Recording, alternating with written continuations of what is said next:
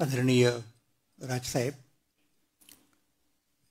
श्रीमती वहिनीसाहेब, अमितजी, या ठिकाणी उपस्थित असणारे मनसेचे सर्व मान्यवर पदाधिकारी आणि आपण उपस्थित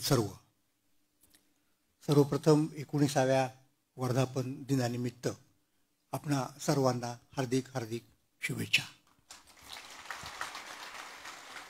आणि या अत्यंत महत्त्वाच्या दिवशी व्याख्यान देण्यासाठी आपणासमोर मला स्वतः राजसाहेबांनी सांगितलं आणि एका अतिशय महत्त्वाच्या यंत्रणेपुढे त्यांच्या माझे 4 शब्द ठेवण्याची संधी दिली, त्याबद्दल मी त्यांचे मनापासून आभार मानतो. मी अर्थात ज्या विषयावरती बोलणार आहे तो विषय म्हणजे महाराष्ट्र आणि महाराष्ट्राचा भूतकाळ, महाराष्ट्राचा वर्तमान काळ आणि महाराष्ट्राचा भविष्यकाळ या संदर्भातली 40 मिनिटांची साधारणपणे मी मांडणी करीन. आणि त्यामुळं आपल्याला आज आपली जबाबदारी काय आहे, कारण काल, आज आणि उद्या याच्यामधल्या आजवर या टप्प्यावरती आपण आहोत. कालचा टप्पा आपल्या हातातून गेलेला आहे, आपण भूतकाळात जाऊन काही दुरुस्ती करू शकत नाही आणि पुढचा टप्पा पूर्णपणे आपल्या हातात नसतो. काही प्रमाणामध्ये म्हणजे आपण त्याला एक दिशा देऊ शकतो, आपण त्याच्याबद्दल घडण्यासाठी काही बेसिक गोष्टी करू शकतो, त्या कुठल्या असू शकतात या संदर्भात मी काही विवेचन करणार आहे. आणि खरं तर महाराष्ट्र हा माझ्या अभ्यासाचा विषय माझ्या लहानपणापासून राहिलेला आहे. म्हणजे अगदी हायस्कूलमध्ये तर सोडाच, प्राथमिक शाळेत असल्यापासून हा माझ्या चिंतनाचा विषय आहे आणि तेव्हापासून त्या क्षेत्रात वावरणाऱ्या मोठमोठ्या लोकांशी माझा योगायोगाने संबंध आला, विचारांची देवाणघेवाण झाली. मग त्याच्यात अगदी आचार्य यात्रांपासून तर खुद्द यशवंतराव चव्हाणांच्यापर्यंत अनेकांचा समावेश आहे. अनेक प्रकारच्या संघटनांमध्ये, विचारसरणीच्या लोकांमध्ये मी वावरलेलो आहे, त्यांचा अनुभव घेतलेला आहे. आणि या सगळ्या गोष्टी करताना मी राजकारणापासून अलिप्त राहिलेलो आहे. कारण राजकारणाच्या संदर्भात जर जायचं झालं तर मग आपल्याला सगळ्या गोष्टी नीट स्वच्छपणे सांगता येत नाहीत किंबहुना आपल्याला त्या नीट दिसत पण नाहीत. म्हणून आपल्याला एक अलिप्त ठेवून आपण काही गोष्टी मांडल्या पाहिजेत असं मला वाटलं. त्याप्रमाणे मी अभ्यास करत राहिलो.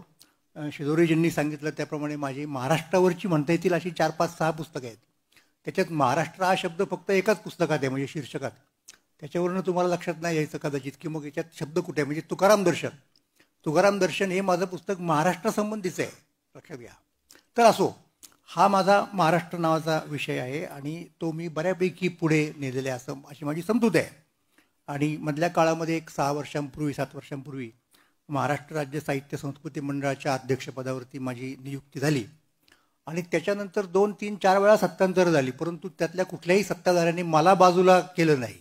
म्हणजे मी म्हणत होतो की बाबा धन्यवाद तुमच्यासाठी, मी काम केलं आहे अगोदरच्या लोकांसाठी, तुम्ही आता नव्याने आले आहात, हा माझा राजीनामा. पण तो कोणी स्वीकारलेला नाही. म्हणजे त्यांना असं वाटलं की हा माणूस खरोखर तटस्थपणे, अलिप्तपणे, पक्षनिरपेक्षपणे काम करणार आहे. तर ही माझ्या अभ्यासाची एक पावती आहे असं मला वाटतं. असो, एवढी प्रस्तावना केली आणि आता आपण थेट विषयाकडे जाऊ. आपण काल आणि आज असा थोडासा पहिल्यांदा विचार मांडू. आणि काल म्हणजे कुठे, तर काल म्हटल्यानंतर आपल्याला किती काही लांब जाता येतं ना. म्हणजे अगदी थेट सातवाहन काळापर्यंत जाता येतं, थेट रामायण काळापर्यंत जाता येतं. आपल्याला आज तितका वेळ नाही आहे. पण फक्त रामायण काळातला एक मुद्दा मी मुद्दाम सांगणार आहे. म्हणजे तो का सांगणार आहे तर मी असं ऐकलं मधल्या काळात की नाशिक हे राजसाहेबांचं आवडतं शहर आहे एक. तर त्याच्या संदर्भात मला तुम्हाला एक गोष्ट सांगायची आहे की ज्या वेळेला प्रभू रामचंद्र वनवासासाठी आले, मग तिथे आले दंडकारण्यात, नाशिक जनस्थान हा त्याचा भाग होता. तिथून मग सीतामातेला रावणाने तिकडे पळवून नेलं वगैरे वगैरे, हा सगळा इतिहास आपण जाणतो. मग तिकडे भरताला राज्य मिळावं अशी कैकेयीची इच्छा होती, परंतु भरताला ते मान्य नव्हतं ना. तर तो त्यांच्यात एक संघर्ष झाला, तो पण मुद्दा बाजूला सोडला. पण आता नाईलाज म्हणून त्यानं ते मान्य केले. मी कारभार बघतो, फक्त गादीवरती बसणार नाही, हे माहिती आहे तुम्हाला, हा सगळा इतिहास माहिती आहे. दरम्यानच्या काळात सीतेचं हरण झालं, मग रामप्रभू तिकडे निघाले लंकेत जायला रावणाला मारण्यासाठी आणि सीतेला सोडवण्यासाठी. तर ही गोष्ट भरताच्या कानी गेली आणि भरताच्या कानी गेल्यानंतर त्याला वाटलं अरे आपण मदत करायला गेलं पाहिजे ना. आपल्या वहिनींचं अपहरण झालेलं आहे, म्हणजे आत्ताच्या शब्द वापरायचं झाला तर. मग तिथे जर रामप्रभू गेले असतील त्या रावणाला मारायला लंकेत, तर आपण त्यांना मदत केली पाहिजे. म्हणून भरत सैन्य घेऊन निघाला. दरम्यानच्या काळात काय झालं की रामप्रभू पोहोचले सुद्धा लंकेत, युद्ध पण झालं, त्यांनी रावणाला मारलं, सीतेला सोडवलं आणि ते परत निघाले. म्हणजे भरताला ती संधीच मिळाली नाही. भरत निघून इथे येईपर्यंत राम इथे आले, म्हणजे महाराष्ट्रात त्यांची पहिली भेट झाली नंतर. आणि ती तिथेच, म्हणजे जिथे सीतेचं हरण झालं होतं जनस्थानामध्ये, म्हणजे आजच्या नाशिकमध्ये. आता तुम्हाला गंमत सांगतो, पुढची गंमत फार इंटरेस्टिंग आहे. ती गंमत अशी आहे की आता 14 वर्ष होत आली होती किंवा झालीच होती जवळजवळ, आणि तो काळ संपला होता. तर भरताला रामाकडे चार्ज देण्याची इतकी उत्सुकता, इतकी घाई होती की अयोध्यापर्यंत जायला त्याची तयारी नव्हती तिथे थांबायला. त्यानं रामप्रभूचा पहिला राज्याभिषेक हा नाशिकला केला. माहीत नाही लोकांना आहे. म्हणजे हा पहिला राज्याभिषेक रामाचा इथे आहे. म्हणजे इथला खरा राजा, ज्याला आपण अधिकृत राजा म्हणू शकतो, हा प्रभू रामचंद्र आहे महाराष्ट्राचा. आणि मग अयोध्येचा झाला. ते नाशिकच्या लोकांना माहीत नाही. तो काय वेगळा मुद्दा झाला. त्याच्यानंतर तुम्हाला एक नाशिकबद्दल आणखीन एक गमतीची गोष्ट सांगायची आहे. ती फार इंटरेस्टिंग आहे. एक फार मोठा ब्रिटिश अधिकारी आपल्याकडे होता. त्याचं नाव W.W. Hunter, sir W.W. Hunter. आणि हंटर साहेब म्हणजे कोणते, आपल्याला तेवढं माहिती असतं की महात्मा फुले यांनी ज्याच्या पुढे साक्ष दिली ते हंटर. हंटर हा आपल्याकडच्या गॅजेटियर नावाची जी गोष्ट आहे ना, त्याचा जनक आहे. हंटरनी महाराष्ट्राचा इतिहास लिहिला, मराठ्यांचा. हंटरनी भारताचा इतिहास लिहिला. हंटरनी खूप चांगल्या चांगल्या गोष्टी केल्या आहेत. त्या हंटरचं असं म्हणणं होतं की भारताची राजधानी ही नाशिक असली पाहिजे. हे त्यांनी लिहून ठेवलेलं आहे. असो, तर सांगायचा मुद्दा असा की भारतामध्ये महाराष्ट्राचं स्थान किती महत्त्वाचं आहे हे मला तुम्हाला सांगायचं की संपूर्ण रामायणाला टर्न देणारी जी घटना आहे एक, ती महाराष्ट्रात घडली. आणि वगैरे वगैरे वगैरे. म्हणजे आता फार लांब जाणार नाही, कारण मी तुम्हाला म्हटलं की हे फक्त सुरुवात म्हणून तुम्हाला एक महत्त्व सांगतो आपण किती लांबचे आहेत. महाराष्ट्र ही उदाहरणार्थ भगवान श्रीकृष्णाची सासरवाडी आहे. आपल्या विदर्भामध्ये अमरावती नावाचं जे गाव आहे त्याच्या तिथे ते कौंडिन्यपूर वगैरे वगैरे होतं. ही गोष्ट आपल्याला माहिती आहे. तर आपण तिथून थेट पुढे येऊ. पुढे आपण कुठे येऊ, एक टप्पा आत्ता वगळू, परत त्याच्याकडे जाऊ कदाचित आपण तिथे. म्हणजे आता आपण ब्रिटिश काळामध्ये येऊ. ब्रिटिश काळामध्ये महाराष्ट्राच्या इतिहासाचं संशोधन व्हायला लागलं, भारताच्या इतिहासाचं संशोधन व्हायला लागलं. अगोदरचे संशोधक हे अर्थात इतिहास लेखक हे ब्रिटिश होते, पाश्चात्य होते. मग हळूहळू भारतातले लोक त्याच्यामध्ये प्रवेश करते झाले. आणि त्याच्यामधला एक फार महत्त्वाचा माणूस, ज्याचं नाव मी तुम्हाला सांगतो, तो म्हणजे सर जदुनाथ सरकार. जदुनाथ सरकार हे बंगाली इतिहासकार होते. आणि त्यांनी सगळ्यात जर महत्त्वाची गोष्ट काय केली असेल तर संपूर्ण मोगलांचा इतिहास लिहिला, औरंगजेबाचं चरित्र लिहिलं. आणि त्या चरित्रात, त्या मोगलांच्या इतिहासात त्यांना वारंवार शिवाजी महाराजांचं नाव यायला लागलं. म्हणून त्याची उत्सुकता वाढली की कोण शिवाजी महाराज, एवढं दरवेळेला हे येतंय आपल्याकडं नाव. म्हणून त्यांनी स्वतंत्रपणे शिवाजी महाराजांचा अभ्यास केला चरित्राचा, आणि शिवाजी महाराजांचं चरित्र लिहिलं, शिवाजी अँड हिज टाइम्स. त्या चरित्राचं भाषांतर बडोद्याच्या वाकसकारांनी केलं मराठीमध्ये, शिवाजी आणि त्याचा काळ असं हे त्या पुस्तकाचं नाव. तर त्याच्या प्रस्तावनेमध्ये त्या पुस्तकाच्या जदुनाथ सरकारांनी काय म्हटलेलं आहे ते सगळ्या महाराष्ट्रातल्या लोकांनी ना आपल्या घरात कोरून ठेवावं, लावून ठेवावं भिंतीवरती. जदुनाथ सरकार असं म्हणतायत की आता मुद्दा शिवाजी महाराजांचा आहे की शिवाजी महाराजांच्या काळात मराठ्यांनी किती पराक्रम गाजवला हे तर आपल्याला कळतंच आहे, आणि त्यासाठीच तर हे पुस्तक लिहिलं.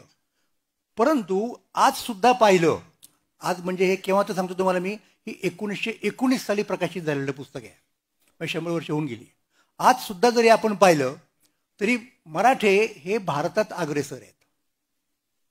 आणि खरोखर मी तुम्हाला एकच गमक सांगतो त्याचं, कसे अग्रेसर आहेत ते. त्या काळात स्वातंत्र्याची चळवळ जोमामध्ये आली होती, आणि स्वातंत्र्याच्या चळवळीमध्ये 3 स्कूल्स होते, 3 संप्रदाय होते. महात्माजींचा संप्रदाय अजून पुढे आलेला नव्हता, लक्षात घ्या. मग ते 3 संप्रदाय कोणते होते? एक संप्रदाय म्हणजे काँग्रेसमध्येच 2 गट होते त्यावेळेच्या. एक तो संप्रदाय होता ज्यांना आपण मवाळ म्हणतो, म्हणजे ज्याचे महत्त्वाचे नेते जे नुकतेच कालवश झाले होते, हे जेव्हा चरित्र लिहिलं तेव्हा, ते म्हणजे गोपाळकृष्ण गोखले. म्हणजे एक काळ असा होता की गोपाळकृष्ण गोखले हे काँग्रेसच्या माध्यमातून भारताचं नेतृत्व करायचे. त्यावेळेला लोकमान्य टिळक मंडेलाच्या तुरुंगामध्ये होते. आणि ज्याला आपण मोर्ले मिंटो सुधारणा म्हणतो, त्या सगळ्या स्वातंत्र्याच्या टप्प्यामधले, त्या मोर्ले मिंटो सुधारणाचे शिल्पकार हे गोपाळकृष्ण गोखले होते. ते इंग्लंडला जायचे, तिथल्या पार्लमेंटच्या लोकांशी बोलायचे वगैरे वगैरे, तपशील सांगत नाही. तर त्यांच्यातल्या नेमस्त गटाचं नेतृत्व करणारे कोण होते तर गोपाळकृष्ण गोखले काँग्रेसमधल्या. नंतर दुसरा गट जहाल, त्या जहालांचे नेते लोकमान्य टिळक, हे 2 महत्त्वाचे नेते भारतीय पातळीवरचे. आणि तिसरा जो संप्रदाय होता तो क्रांतिकारकांच्या संप्रदायाचे त्या काळचे नेते स्वातंत्र्यवीर सावरकर होते. म्हणजे मुद्दा काय होता की भारत खरोखर, महाराष्ट्र खरोखर अग्रेसर होता. आणि हे सांगतायत कोण? हे सांगतायत की शिवकाळामध्ये महाराष्ट्राने पराक्रम गाजवला, हे तर आपल्याला त्या चरित्रातून दिसेलच. पण आज सुद्धा महाराष्ट्र हा भारतामधला अग्रेसर, मराठे असा शब्द वापरत होतो. आणि मराठे म्हणजे महाराष्ट्रातले सगळे. मराठे हा शब्दाचा अर्थ महाराष्ट्रामध्ये जे कुणी असतील, अगदी ब्राह्मणांपासून तर दलितापर्यंत, त्या सगळ्यांना त्यावेळेचे लोक मराठे असंच म्हणायचे. हा मुद्दा लक्षात घ्या. तर हा झाला एक भाग. आणि आता पुढचा मुद्दा जास्त महत्त्वाचा आहे.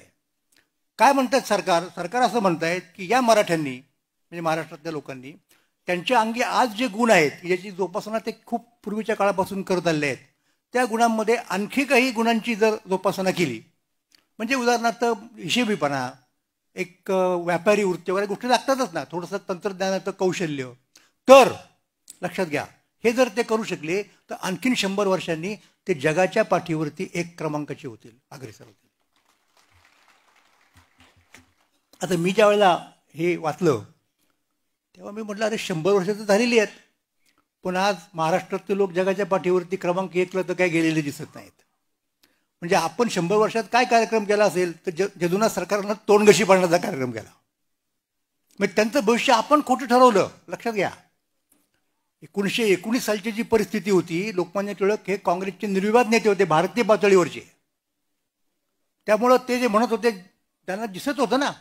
आणि त्या पद्धतीने त्याने जे प्रोजेक्ट केलं होतं भविष्य, तसं नाही घडू शकलं. ही वस्तुस्थिती इथं मान्य केलीच पाहिजे आपण. तर हे का घडलं, का नाही आपण जाऊ शकलो पहिल्या त्या क्रमांकावरती, हा माझ्या पुढचा प्रश्न होता. आणि आता हा प्रश्न जर सोडवायचा झाला, त्याचं उत्तर जर शोधायचं झालं तर आपणाला इतिहासामध्येच जावं लागतं. इतिहास समजून घ्यावा लागतो महाराष्ट्राचा, भारताचा. परत जागतिक पातळीवरती काय भानगडी आहेत, कारण जागतिक पातळीवरती कसं पुढे जाणार आपण, जगाच्या पातळीवरती पुढे जायचं आपल्याला, तर पहिल्यांदा जग समजून घेतलं पाहिजे ना. म्हणून मी गेले 3 वर्ष साप्ताहिक सकाळमधून विश्वाचे अर्थ नावाचे लेखमाला लिहितोय जगाच्या इतिहासावरती.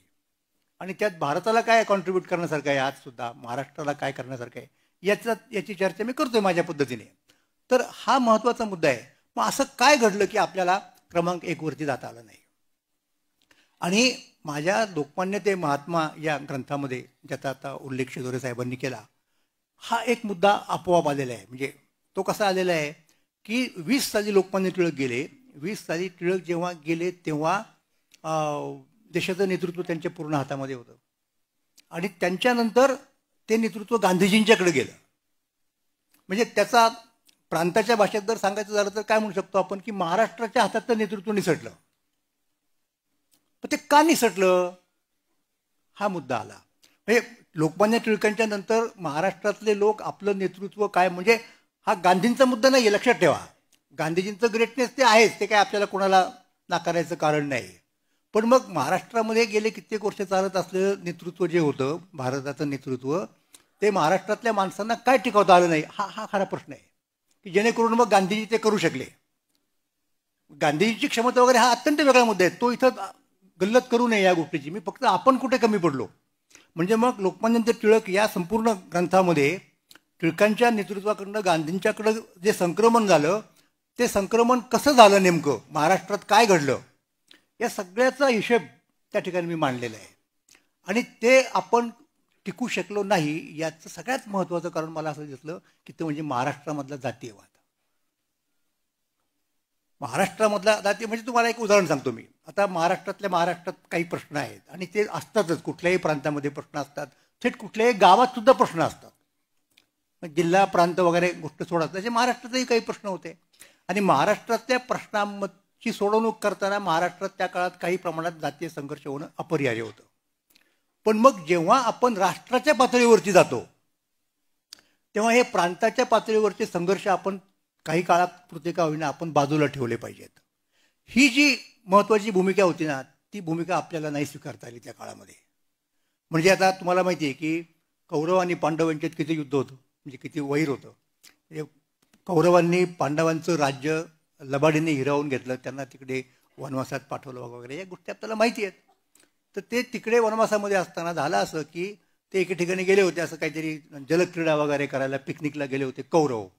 आणि तिथे तो चित्रसेन गंधर्व होता आणि तो त्याच्या सगळ्या लोकांच्या सकट तिथे आला होता आणि तो तिथे एन्जॉय करत होता. तर हे तिथे कौरव गेले, धडपडले आणि मग चित्रसेनाला राग आला आणि त्या गंधर्वांचं आणि कौरवांचं झालं युद्ध आणि त्या युद्धात पराभव झाला कौरवांचा आणि सगळंच गडबड झाली ना. तर ही गोष्ट कुणाला कळली? पांडवांना कळली, कारण पांडव त्यावेळेला वनवासामध्ये होते. तर पांडवात ते 5 भाऊ, त्यातल्या काही लोकांना म्हणलं बरं झालं परस्पर हे पराभव झाला त्याची जिरली. तर युधिष्ठिर म्हणाला असं करून चालणार नाही, आपल्यामध्ये जरी भांडणं असली तरी आपण 105 आहोत. हा हा हा मुद्दा लक्षात घ्या. त्यामुळं दुसरा कुठला जर फोर्स आला आपल्याकडे तर आपण त्याच्याशी एकत्र येऊन लढलं पाहिजे, मग आपले आपले प्रश्न आपण सोडू शकतो. हे एक उदाहरण आहे. दुसरं उदाहरण तुम्हाला सांगतो, आणि ते पांडवांनी ऐकलं. अर्जुन गेला, लक्षात घ्या, आणि बाकीची काय कौरव पांडव असतील, आणि त्यांनी चित्रसेनाचा पराभव करून सोडवून आणलं कौरवांना. ही ती गोष्ट आहे. दुसरी गोष्ट तुम्हाला सांगतो. ती गोष्ट काय आहे? ती गोष्ट अशी आहे की आपण म्हणताना म्हणतो, हल्ली महाराष्ट्रगीत वगैरे जोरात चाललेलं असतं, ते म्हणावं लागतं राष्ट्रगीताच्या बरोबर. आणि त्याच्यात एक शब्द असा, एक ओळ अशी येते की दिल्लीचेही तख्त राखतो महाराष्ट्र माझा, बरोबर आहे ना. तर दिल्लीचे तख्त म्हणजे भारत देश. दिल्लीचे तख्त हे सिंबॉलिक आहे, लक्षात घ्या. दिल्लीचे तख्त म्हणजे काय? भारताचं संरक्षण कोण करतं? तर तो महाराष्ट्र करतो. म्हणजे परत एकदा आपण 62 साली तुम्हाला कल्पना आहे, ज्यावेळेला चीनचं आक्रमण झालं, पंडित नेहरू पंतप्रधान होते आणि त्यावेळेला मग यशवंतराव चव्हाणांना संरक्षण मंत्री केलं गेलं. मग आपल्या महाराष्ट्रामध्ये काय पद्धतीने त्याची मांडणी झाली की हिमालयाच्या रक्षणाला सह्याद्री धावला, बरोबर आहे. म्हणजे हे आपलं वैशिष्ट्य आहे, हे वैशिष्ट्य आहे आपलं. मग त्यावेळेला आपण हे नाही म्हणत की कर्नाटकाचा आणि आमचा सीमेचा प्रश्न आहे वगैरे वगैरे, ह्या गोष्टी आपण बाजूला ठेवतो. तर तसंच तुम्हाला सांगतो, ज्या वेळेला मोगलांचं राज्य होतं आणि मोगलांच्या लक्षात असं आलं की आपण या राज्याचं संरक्षण करण्याची आत्ता आपली पात्रता राहिलेली नाही. मग ज्या वेळेला पहिल्यांदा आक्रमण आलं परत एकदा, ते नादिरशाहचं होतं. नादिरशाहनी इथे बाजीराव पेशव्याला पत्र दिलं. नादिरशाहनी नव्हे, दिल्लीच्या बादशाहनी त्यावेळेच्या, की अशी अशी नादिरशाहचं आक्रमण आलेलं आहे आणि आम्हाला म्हणजे दिल्लीचं रक्षण करायला तुम्ही या. तर बाजीराव पेशवे तिथं निघाले सैन्य घेऊन. तर ते मध्य प्रदेशात कुठेतरी मरण पावले, तो भाग वेगळा. पण बाजीराव निघालेला हे कळल्या याने आपला गाशा गुंडाळला नादिरशाहने आणि परत गेला. आणि नुसतं गेलं नाही, गेल्यानंतर त्यांनी पत्र पाठवलं पेशव्यांना. काय पाठवलं? की मी आलो होतो, आता मी परत चाललेलो आहे, हा सगळा कारभार तुम्हीच बघा आमच्या वतीनं. हे इंटरेस्टिंग आहे ना. म्हणजे त्याला माहिती आहे की यांच्याशी आपला मुकाबला होणं तर अवघड काम आहे. हे झालं. त्याच्यानंतर परत काही 10-15 वर्षांनी 20 वर्षांनी दुसरं कोणतरी आला, त्याचं नाव अहमद शाह अब्दाली, जो नादिरशाहच्या सैन्यामधला एक सेनापती होता. पुढे नादिरशाहचा खून झाला आणि यानं अफगाणिस्तान स्वतंत्र केला. अफगाणिस्तान हा त्याच्या अगोदर स्वतंत्र राष्ट्र नव्हतं. अब्दाली हा अफगाणिस्तान नावाच्या राष्ट्राचा जनक आहे. हा एक मुद्दा तुम्हाला सांगायचा आहे. तर तो आला. तो आल्यानंतर परत हाच मुद्दा आहे. त्या बादशाने आपल्याला सांगितलं, तसा आधी करार पण झाला होता, त्याला अहदनामा म्हणतात. मुघल आणि काय म्हणतात त्याला, आपले महाराष्ट्रातले लोक पेशवे वगैरे यांचा करार झाला होता. मग त्या कराराप्रमाणे आपण जाणार तिथे. पण आपण जेव्हा तिथे गेलो त्यावेळेला तुम्हाला सांगतो, सदाशिवराव भाऊंनी पत्र दिलेली आहेत त्यावेळेच्या उत्तरेतल्या सत्ताधाऱ्यांना. काय पत्र दिलेली आहेत? की हा अब्दाली परकीय आहे. तेव्हा भारतात आपण जे कोणी असतो, म्हणजे अगदी दिल्लीच्या तख्तावरच्या बादशाह सकट तर कोण, जयपूर, उदयपूर, अमुक तमुक, भरतपूर, इकडचे तिकडचे सगळे लोक जे आहोत ना, ते भारतातले आहोत, हिंदुस्थानी आहोत. आणि म्हणून आपण सगळ्यांनी एकत्र येऊन त्याचा मुकाबला केला पाहिजे. ही महाराष्ट्राची दृष्टी आहे बघण्याची देशाच्या प्रश्नाकडे. अर्थात त्या लोकांच्या कानात काय नीट शिरलं नाही, त्यांनी मराठ्यांना मदत केली नाही, लक्षात घ्या. उत्तरेकडचे जर लोक मराठ्यांच्या बरोबर राहिले असते तर आपल्याला पानिपतची लढाई हरण्याचा प्रश्नच नसता आला. आणि तसंही म्हणजे आपण हारलो म्हणजे जिंकता जिंकता हारलो, त्याच्याबद्दल आपण फार दुःख करायचं कारण नाही. त्याचे जे काही परिणाम व्हायचे ते झाले, नंतर आपण त्याच्यातूनही सावरलो वगैरे वगैरे, हा इतिहास वेगळा आहे. तर मला सांगायचा मुद्दा काय होता या ठिकाणी सगळ्यात महत्त्वाचा, की अशा पद्धतीने महाराष्ट्राचा दृष्टिकोन हा पहिल्यापासून व्यापक राहिलेला आहे. आणि किती व्यापक राहिलेला आहे? साधा व्यापक नाही, म्हणजे भारताची तर काळजी आपण केलीच, पण आपल्या रक्तामध्ये, आपल्या स्वभावामध्ये जागतिक स्तरावरती विचार करण्याची क्षमता आहे. आता हे यदुनाथांना माहिती नव्हतं, हे लक्षात घ्या. त्यांनी वेगळ्या कारणामुळं सांगितलं की हे एक क्रमांकावरती जातील. आपण नेहमी सांगतो, आनंदाने सांगतो, जसं सगळीकडं अलीकडच्या काळामध्ये बऱ्याच कार्यक्रमानंतर पसायदान वगैरे म्हणण्याची पद्धत आहे. आणि पसायदानाचं शेवटी जे ज्ञानेश्वरांनी मागितलेलं आहे ते कोणासाठी मागितलेलं आहे, तर हे सगळ्या जगासाठी मागितलेलं आहे. म्हणजे आपली जी दृष्टी आहे ना, ही दृष्टी पहिल्यापासून अत्यंत व्यापक आहे, अत्यंत व्यापक आहे.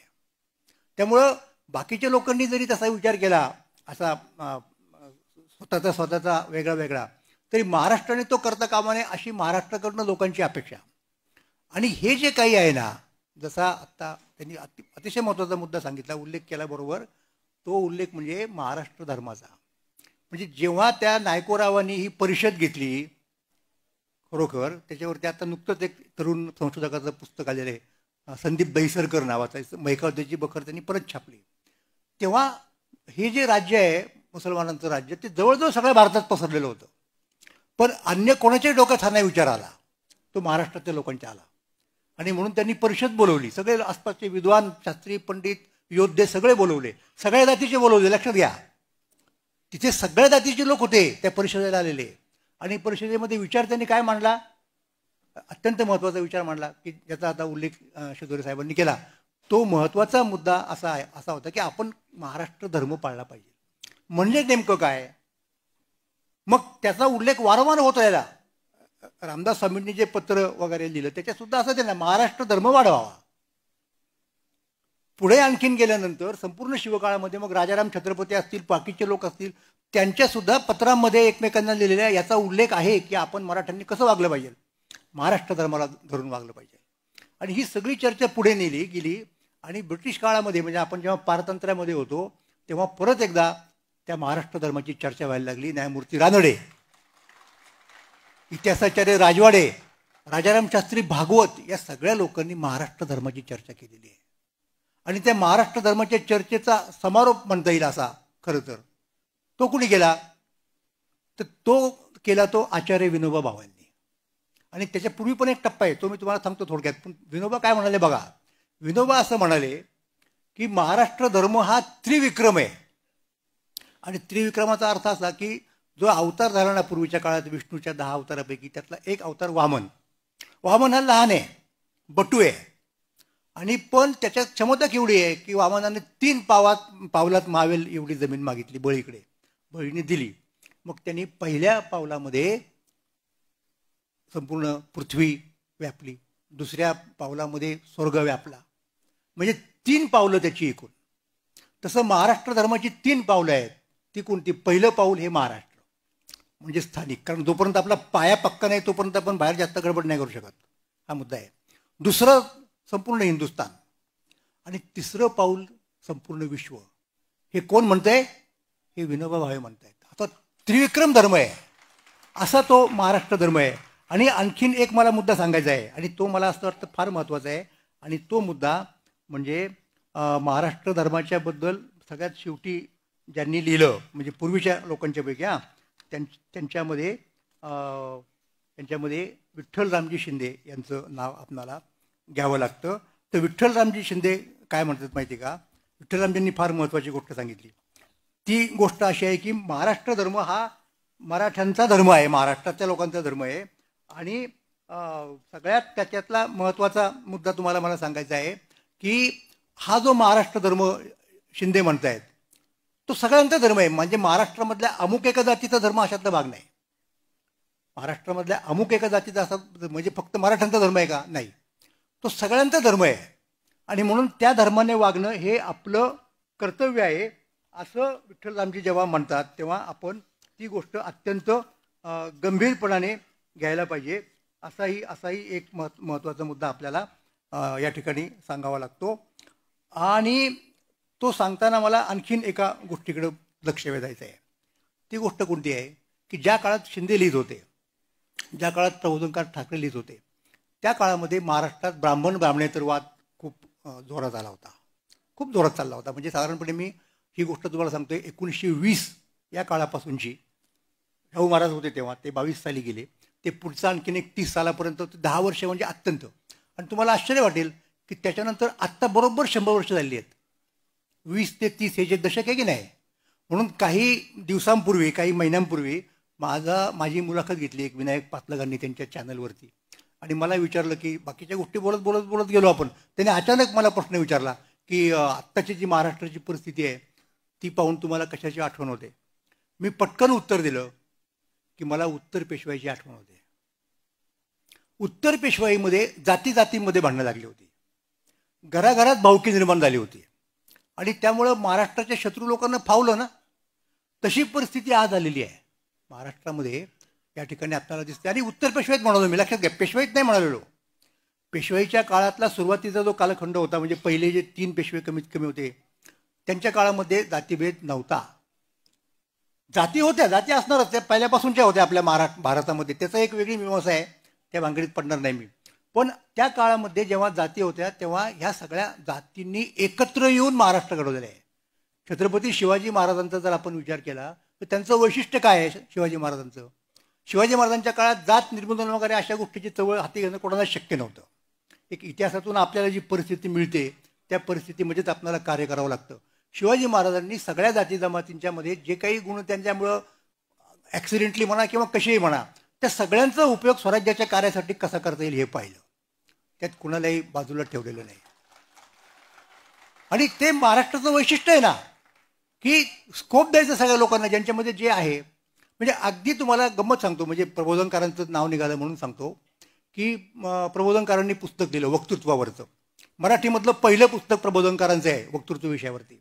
आणि ते पुस्तक पुण्यामधल्या मला वाटतं आर्यभूषण छापखान्यामध्ये किंवा चित्रछायेत कुठेतरी छापलं जात होतं. आणि आता ते पहिलंच पुस्तक त्यांचं, ते वयाने तरुण होते 25मध्ये वगैरे, त्यामुळे त्यांना उत्सुकता आपल्या पुस्तकाची. ते पण सकाळी जायचे त्या छापखान्यात प्रूफ पाहायला. आणि त्याच वेळेला लोकमान्य टिळकांच्या गीतरहस्याचं मुद्रण चालू होतं आणि टिळक पण यायचे. तर एकदा टिळक आणि प्रबोधनकार असे एकत्र एकदम एकाच वेळेला सकाळीच लवकर आले ना, तो प्रेस उघडण्याच्या दरम्यान ते आले. मग टिळकांना अर्थात प्रबोधनकार ओळखतच होते. प्रबोधनकार ते तरुण. टिळकांनी विचारलं आपण कोण? तर त्यांनी सांगितलं की मी केशव सीताराम ठाकरे. मग टिळकांनी विचारलं ठाकरे म्हणजे आपण कोण? देशस्थ की कोकणस्थ?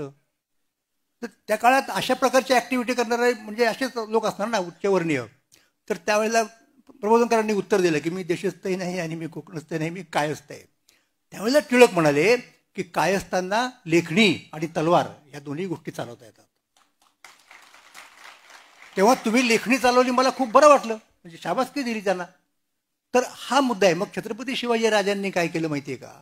त्यांच्या कुठल्याही गडावरती जा, अशी एक व्यवस्था बांधून ठेवली की त्याच्यात सगळ्या जातीच्या लोकांना सामावून घेते की तू हे काम कर, तू हे काम कर. म्हणजे त्यावेळेला सगळ्या जाती एकत्र झाल्या म्हणून महाराष्ट्र घडू शकला, म्हणून स्वराज्य मिळू शकलं. ज्या क्षणी तुमच्या जातीमधलं ऐक्य बंगेल त्या क्षणी तुमचं राज्य गेलं समजा. ही वस्तुस्थिती आहे आणि ही नेमकी आपण लक्षात घेत नाही. तर ती घेण्याची वेळ आहे 100 वर्षांनी. बरोबर मी जे म्हणालो की 100 वर्षापूर्वी त्याची उत्तर पेशवाई. हां, आता उत्तर पेशवाईचा मुद्दा आला तर बाळाजी बाजीराव, म्हणजे आधी बाळाजी विश्वनाथ, मग बाजीराव, मग परत नानासाहेब, मग परत थोरले माधवराव, इतक्यापर्यंत हे व्यवस्थित चाललं होतं. काही कोणाच्या जातीच्या मुद्दे निघत नव्हते. आणि इतकंच नाही तर त्यावेळेची नोंदी आहेत की पेशव्यांच्या घरी मराठा सरदारांना लोक जेवायला बोलवायचे आणि पेशव्यांच्या घरातल्या स्त्रिया त्यांना वाढायच्या. म्हणजे काहीही हा मुद्दा राहिलेलाच नव्हता, लक्षात घ्या. पण त्याच्यानंतर जे पेशवे झाले ना तिघजण, ते पोरकट होते.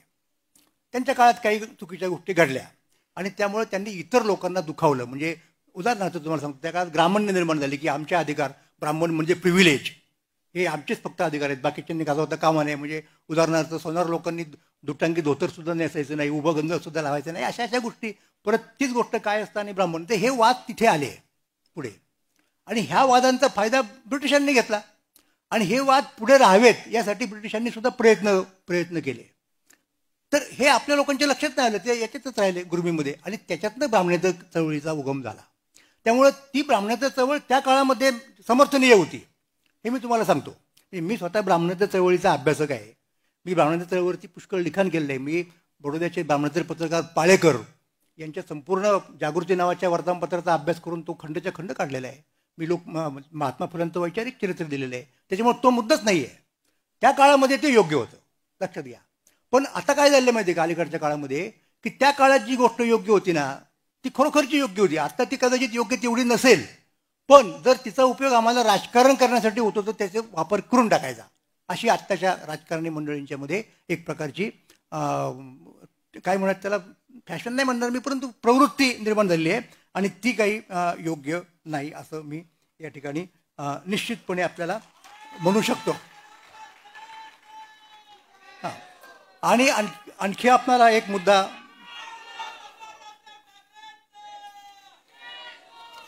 आणखी एक शेवटचा मुद्दा मला आपल्या पुढे ठेवायचा आहे आणि तो खरोखर महत्त्वाचा आहे. आणि तो कोणता असेल तर मी तुम्हाला मगाशी विठ्ठलरामजी शिंदेंचं सांगत होतो आणि विठ्ठलरामजी शिंदे अशा प्रकारे शेवटचे महाराष्ट्र धर्माचा उच्चार करणारे आणि त्यांनी हे सांगितलेले आहे की आपण महाराष्ट्र धर्माचे लोक आहोत आणि आपण जगाचा विचार केला पाहिजे. पण जगाचा विचार आपण कधी करू शकतो तर आपण नीट एका ठिकाणी असलो, आपल्या ठिकाणी जर स्थिर असलो तर आपण तो करू शकतो. आणि ते आपण आज नेमके नाही आहोत. आणि आपण का नाही आहोत तर आपल्यामधल्या जातीयवादानं वर डोकं काढलेलं आहे आणि तो जोपर्यंत आपण नष्ट करीत नाहीत तोपर्यंत आपल्याला परत एकदा महाराष्ट्र धर्म म्हणून म्हणणं. आणि हा एक फार अगदी म्हणजे असं बघा की दोन गोष्टी आहेत, एक आयडिओलॉजी आहे आणि एक आयडेंटिटी आहे. तर आजच्या काळात काय झालेलं आहे की आयडेंटिटीला पॉलिटिक्स सगळं करतात आणि आयडिओलॉजी विसरून जातात. जोपर्यंत आयडेंटिटीला आयडिओलॉजीची जोड मिळत नाही तोपर्यंत तुमच्या राजकारण विशिष्ट मर्यादेच्या पुढे जात नाही. आणि सुदैवानं आपल्याला ती आयडिओलॉजी मिळालेली आहे. महाराष्ट्र धर्म ही आपली आयडिओलॉजी आहे. म्हणजे आपल्याकडे आयडेंटिटी आहे की जिचं संरक्षण करण्यासाठी आधी शिवसेना मग मनसेना हे गेले कित्येक दिवस झगडत आहेत आणि आपल्याकडं आयडिओलॉजी आहे ती महाराष्ट्र धर्माची आहे. जर आपण महाराष्ट्रीयन मराठी माणूस मराठी आणि आपल्याबरोबरची आयडिओलॉजी म्हणजे महाराष्ट्र धर्म म्हणजे आपली स्वतःची देशाची आणि जगाची चिंता करायची हे जर आपण करत राहिलो तर जदुनाथ सरकार म्हणाले त्याप्रमाणे आपण परत एकदा म्हणजे 100 वर्षाचा काळ गेला पण आणखीन 25 वर्षात जगात सुद्धा अग्रेसर होऊ शकू असं मला वाटतं. आणि हे माझं विश्लेषण आपल्या समोर ठेवायचं, आपल्याशी संवाद करण्याचं काम माझ्याकडनं मला संधी देऊन राजसाहेबांनी करून घेतलं. त्याबद्दल मी त्यांना धन्यवाद देतो. आपण शांतपणे ऐकून घेतलं आपल्याला धन्यवाद देतो. आणि या 19व्या वर्धापन दिनानिमित्त परत एकदा शुभेच्छा देऊन थांबतो. जय हिंद, जय महाराष्ट्र, जय विश्व.